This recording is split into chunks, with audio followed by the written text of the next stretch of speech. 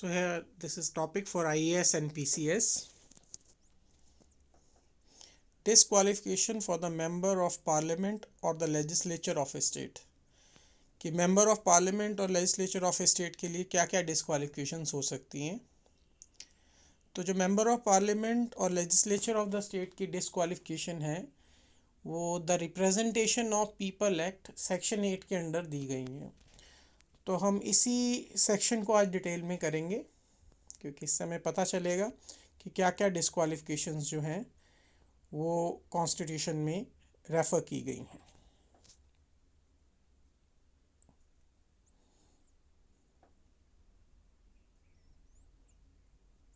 यहाँ पे आगे बढ़ने से पहले हमें एक चीज़ के बारे में जानना ज़रूरी है कि कॉन्स्टिट्यूशन में जो डिस्क्वालिफिकेशन है वो अलग तरह की डिस्क्वालिफिकेशन है, वो एलिजिबिलिटी के आधार पे दी गई डिस्क्वालिफिकेशन है।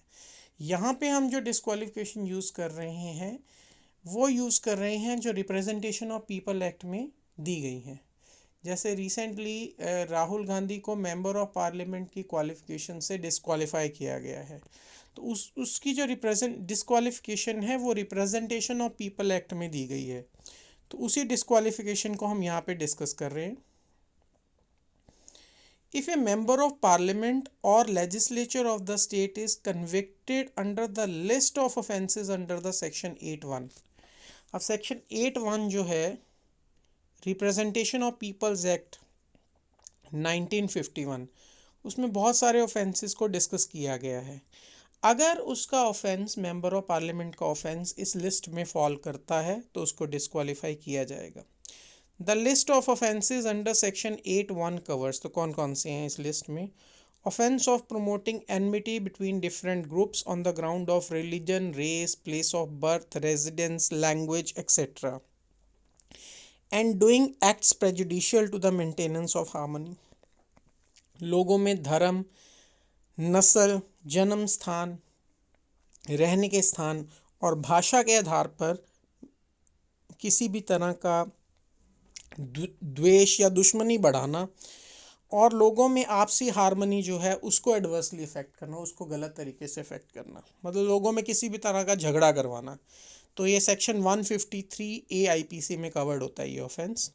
ऑफेंस ऑफ ब्राइबरी, किसी को रिश्वत देना, सेक्शन 171E ऑफ IPC, इसको आप प्रिवेंशन ऑफ करप्शन एक्ट में भी इसके पैरेलल बहुत सारे प्रोविजन हैं। ऑफेंस ऑफ अनड्यू इन्फ्लुएंस और personation at the election, undue influence होता है अपनी पोजीशन का गलत इस्तेमाल करना इलेक्शंस के लिए। जैसे एक केस हुआ था इंदिरा गांधी वर्सेस राजनारायण, तो उसमें राजनारायण ने एलिज किया था कि इंदिरा गांधी ने अपनी ऑफिशियल पोजीशन का गलत इस्तेमाल किया इलेक्शन के लिए, और इलाहाबाद हाई कोर्ट ने राजनारायण की बात को मानते हुए इंदिरा गांधी का जो इलेक्शन था उसे रद्द कर दिया था। तो इस तरह का भी अगर ऑफेंस हो जाए जो कि सेक्शन 171F ऑफ IPC के अंतर्गत है, वो भी रिप्रेजेंटेशन ऑफ पीपल्स एक्ट में जो है वो डिस्क्वालिफिकेशन का कारण बन जाता है। Offences relating to rape relating to section 376 और सेक्शन 376A टू 376D, ये जो पूरी लिस्ट दी गई है सेक्शुअल ऑफेंसेस की, तो इसमें भी अगर कोई ऑफेंस फॉल करता है तो वो भी रिप्रेजेंटेशन ऑफ पीपल्स एक्ट में सेक्शन 8 के अंतर्गत जो है वो डिस्क्वालिफिकेशन को अट्रैक्ट करता है। इसके बाद आता है offence of cruelty towards women by the husband और relative of a husband, section 498A IPC। इसमें डोमेस्टिक वायलेंस जो है बेसिकली कवर की गई है, चाहे वुमेन के प्रति हस्बैंड ने की हो या उसके माँ बाप ने की हो, तो उसके अंतर्गत जो है सेक्शन 498A IPC को जो है एग्जीक्यूट किया जाता है। तो इस तरह का जो डोमेस्टिक डिस्प्यूट है जिसमें इस तरह की वायलेंस हुई हो वो भी जो है डिस्क्वालिफिकेशन अट्रैक्ट करेगा रिप्रेजेंटेशन ऑफ पीपल एक्ट के अंतर्गत। Punishment for preaching and practice of untouchability, किसी के साथ हम छुआछूत इस्तेमाल करें, उसे जातिगत नाम से या जनजातीय नाम से देखते हुए और उसको for the enforcement of any disability arising therefrom, किसी कुएं से उसे पानी ना भरने दें, किसी मंदिर में या किसी धार्मिक स्थल पर उसे एंटर ना करने दें, तो भी इस ऑफेंस के अंतर जिसको पनिश किया जाएगा वो भी डिस्क्वालीफाई होगा RPA एक्ट 1951 के अंतर्गत। ये प्रोविज़न जो हैं पहले the schedule caste and schedule tribes prevention of atrocities act के अंतर्गत कवर किए जाते थे। बाद में इस एक्ट का नाम बदल के the protection of civil rights act किया गया है। कॉन्स्टिट्यूशन में जो इसका पैरेलल प्रोविज़न है वो है आर्टिकल 17 ऑफ द कॉन्स्टिट्यूशन। हम अगर किसी के साथ छुआ-छू करते हैं तो वो फंडामेंटल राइट्स की वायलेशन भी मानी जाती है under article 17 of the constitution. Offence of importing और एक्सपोर्टिंग प्रोहिबिटेड गुड्स, मान लीजिए किसी चीज़ का एक्सपोर्ट सरकार ने प्रोहिबिट कर दिया और हम उसी का एक्सपोर्ट किए जा रहे हैं। जैसे कई बार क्या होता है, कोई बायोडाइवर्स चीज़ें होती हैं, कोई जानवर होता है, कोई पक्षी होता है बायोडाइवर्स, तो उनको कस्टम्स एक्ट के अंतर्गत रेगुलेट किया जाता है कि आप इसका एक्सपोर्ट नहीं कर सकते। मान लीजिए कोई व्यक्ति ऐसा काम करते हुए पकड़ा गया कस्टम्स एक्ट 1962 में, तो वो भी आरपीए एक्ट 1951 के अंतर जो है डिस्क्वालिफिकेशन हो जाएगा उसका। Offence of being the member of an association declared unlawful, जैसे रिसेंटली एक ऑर्गेनाइजेशन है people's front of India, PFI, अगर मान लीजिए कोई व्यक्ति उस संस्था का अभी भी मेंबर है तो उसके अगेंस्ट ये ऑफेंस प्रूव होगा। Offence relating to dealing with the fund of the unlawful organisation, मान लीजिए कोई व्यक्ति पीएफआई के फंडिंग में पकड़ा जाता है। और offencing relating to contravention of the order made in respect of the notified place, किसी जगह पे जाना मना किया गया आतंकवादी गतिविधियों की वजह से, हम फिर भी वहाँ पे जाते हैं, तो ये सभी एक्ट्स जो हैं यूएपीए के अंतर्गत कवर होते हैं, that is unlawful activities prevention act. तो अगर इस तरह का भी कोई ऑफेंस है जिसमें किसी तरह की आतंकवादी गतिविधि का खतरा है, तो वो भी जो है रिप्रेजेंटेशन ऑफ पीपल एक्ट की डिस्क्वालिफिकेशन को अट्रैक्ट करता है।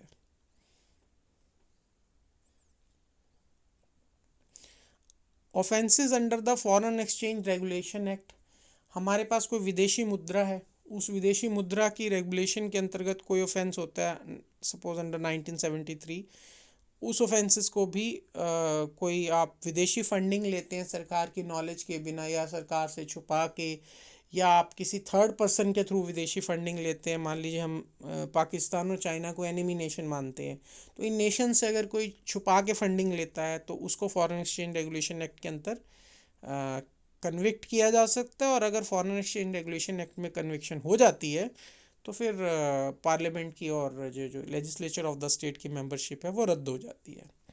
Offences under the narcotic drugs and psychotropic substances, कोई ड्रग्स के मामले में पकड़ा गया तो उसके ऊपर अगर ड्रग्स की कोई कार्रवाई हो गई और उसको ऑफेंस साबित हो गया तो भी वो एमपी या एमएलए के तौर पे डिस्क्वालीफाई हो जाएगा। Offence of committing terrorist acts and offence of committing disruptive activities, तो उस पर टाड़ा लगेगा terrorist and disruptive activities prevention act 1987। अब मान लीजिए कोई व्यक्ति किसी आतंकवादी को पनाह देता है, कोई व्यक्ति किसी आतंकवादी को हथियार प्रोवाइड करता है, उनको टेररिस्ट और डिस्ट्रक्टिव एक्टिविटीज़ में जो है वो कवर किया जाएगा। और इस तरह के जो ऑफेंसेस होंगे वो आरपीए के अंतर्गत डिस्क्वालिफिकेशन करवा देंगे। Offences under the religious institutions prevention of misuse act 1988, जो धार्मिक संस्थानों पर का मिसयूज़ करते हैं, मान लीजिए धार्मिक स्थान बना हुआ है लेकिन उसको पर्सनल यूसेज के लिए इस्तेमाल किया जा रहा है या एंटी गवर्नमेंट एक्टिविटीज़ के लिए इस्तेमाल किया जा रहा है, तो उसमें भी अगर कोई ऐसा ऑफेंस जो है वो प्रूव हो जाता है तो वो रिप्रेजेंटेशन ऑफ पीपल एक्ट की जो है डिस्क्वालिफिकेशन को अट्रैक्ट करेगा। Offence of promoting enmity between the classes in connection with the election, चुनावों को लेकर किसी में लड़ाई करवा देना। Offence of removal of ballot papers from the polling station, polling station से जैसे बैलेट पेपर है या इलेक्ट्रॉनिक वोटिंग मशीन है उसको लेके कोई भाग गया। ऑफेंस ऑफ बूथ कैप्चरिंग, कोई पोलिंग स्टेशन ही कैप्चर कर लिया बंदूकों के दम पे या गुंडागर्दी के दम पे। ऑफेंस ऑफ फ्रॉडुलेंटली डिफेसिंग और fraudulently destroying any nomination paper, किसी व्यक्ति ने अपने कागजात भरे इलेक्शन लड़ने के लिए, उसके कोई कागजात ही चुरा के भाग जाए और बाद में वो अगर वो चोरी में पकड़ा गया तो भी वो एमपी या एमएलए की कुर्सी के लिए जो है वो डिस्क्वालिफिकेशन हो जाएगा। तो ये जितने भी ऑफेंसेस है इलेक्शन के साथ रिलेटेड वो इसी एक्ट में कवर किए जाते हैं, the representation of people act 1951।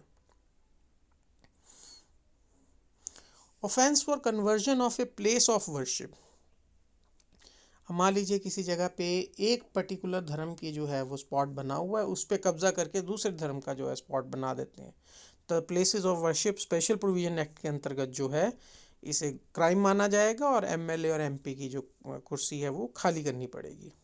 Offence of insulting the Indian national flag और द कॉन्स्टिट्यूशन ऑफ इंडिया, देश के राष्ट्रीय झंडे का, संविधान का, नेशनल एंथम का इंसल्ट टू नेशनल ऑनर, जैसे मान लीजिए परमवीर चक्र है, महावीर चक्र है, पद्मश्री है, भारत रत्न है, इन सभी का भी किसी तरह का कोई इंसल्ट किया जाता है तो ये सभी जो नेशनल ऑनर की चीज़ें हैं, इसके किसी भी तरह का डिसऑनर, किसी भी तरह की हमने जो बदसलूकी की है इसके साथ या हमने इसकी बेइज्जती करने की कोशिश की है तो इसके अंतर्गत जो जितने भी ऑफेंसेस हैं वो डिस्क्वालिफिकेशन को अट्रैक्ट करते हैं।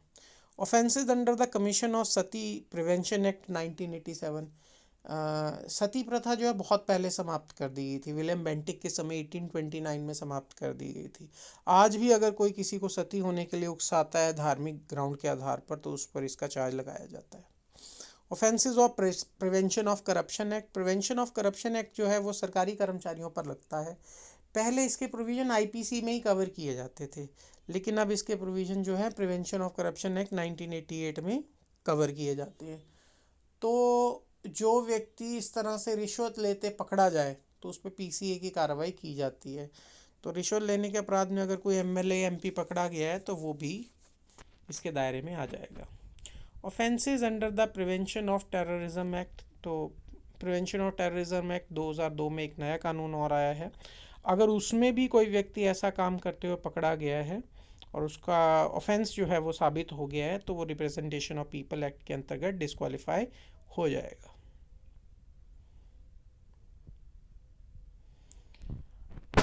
अब ये तो है कन्विक्शन। उसके बाद वो क्या कहता है, कहता है a person convicted for the contravention of any law providing for the prevention of hoarding and profiteering, हमने कोई चीज़ को होर्ड करके मुनाफाखोरी की है, मान लीजिए कोई लोग प्याज स्टोर कर लेते हैं, चीनी स्टोर कर लेते हैं जिससे वो, या सरसों का तेल स्टोर कर लेते हैं जिससे वो क्या करते हैं कि मुनाफा कमाते हैं, स्टोर कर करके जालसाजी करके जब चीज़ें सस्ती होती हैं स्टोर कर लेते हैं, जब महंगी होती हैं तो धीरे धीरे उसको बेचते हैं।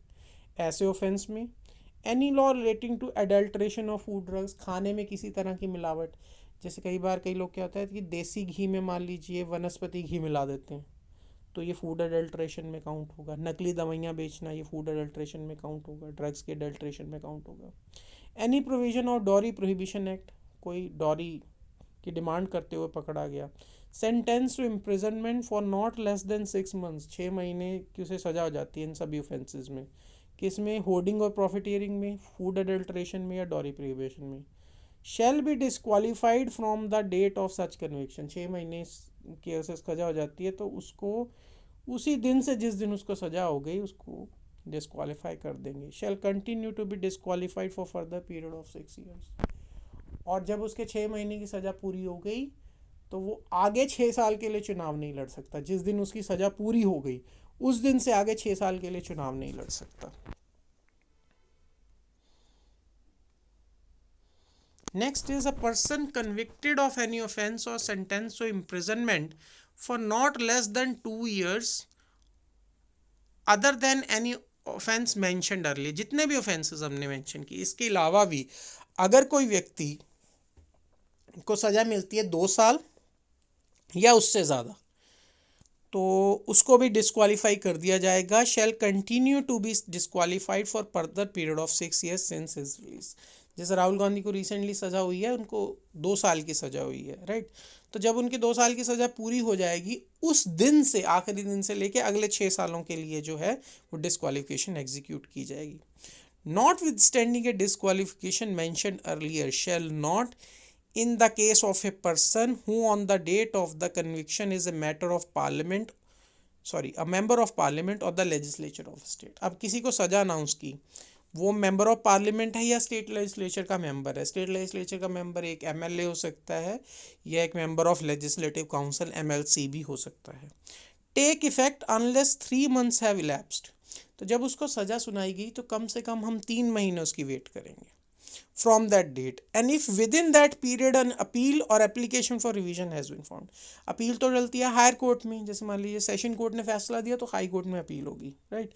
और रिवीजन जो है उसी कोर्ट में जिसने फैसला दिया हो तो उसमें हम एप्लीकेशन फॉर रिवीजन मूव करते हैं। तो जैसे सेशन कोर्ट ने फैसला दिया तो सेशन कोर्ट में ही रिवीजन डलेगी। Is brought in respect of the conviction of the sentences, अब उसके लिए एक अपील या रिवीजन पेंडिंग है जो भी सज़ा सुनाई गई है।